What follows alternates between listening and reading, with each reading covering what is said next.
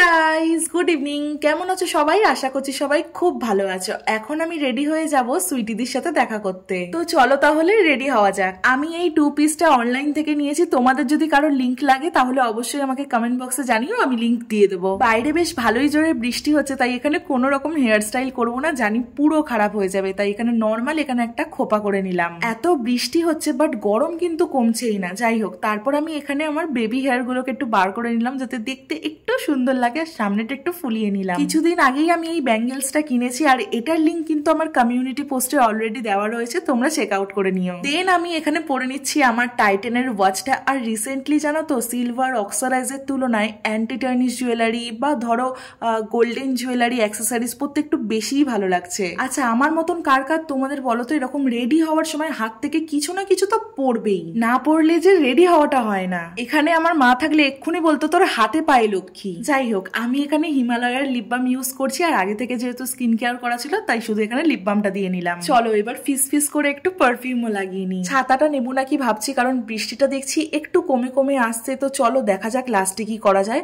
আর আপাতত এখন ব্যাগে কি কি নিচ্ছি সেটাই চলো দেখাই। প্রথমত এখানে পার্সটা তো নিতেই হবে, অ্যান্ড দেন আমি এখানে নিয়ে নিচ্ছি আমার বার্ড, সাথে একটা জলের বোতলও নিয়ে নিয়েছিলাম। তো চলো এখন আমি তো পুরোপুরি রেডি। আর বাইরেও দেখছি যে আকাশটা পরিষ্কার হয়ে গেছে, তাই আর ছাতাও নিইনি। আমার এই সিম্পল লুকসটা কেমন লাগছে অবশ্যই কিন্তু কমেন্ট বক্সে জানিও। আর এরকম গেট রেডি উইথ মি দেখতে হলে চ্যানেলটা কিন্তু সাবস্ক্রাইব করে নিও। Bye, love you all.